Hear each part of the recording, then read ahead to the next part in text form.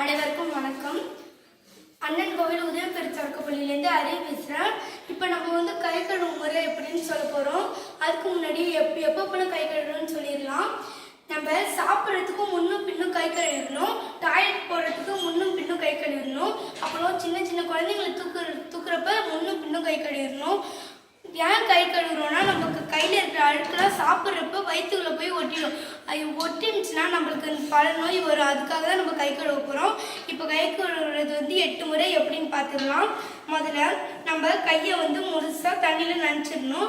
நனைச்சிட்டு டெட்டாலோ இல்லை ஏதாவது ஒரு சோப்பை ஒரு துளி எடுத்துக்கலாம்.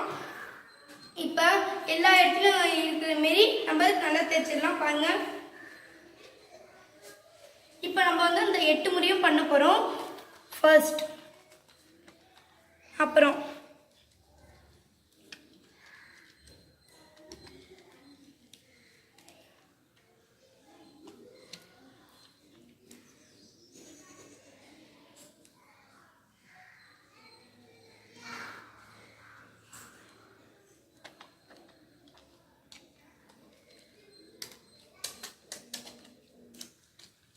பண்ணியாச்சு.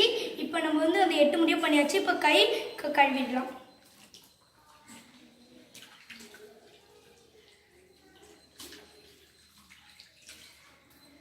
இப்போ நம்ம டவல் எடுத்து துடைச்சிடலாம். இதை நீங்கள் விடாமல் பண்ணணும். நன்றி, வணக்கம்.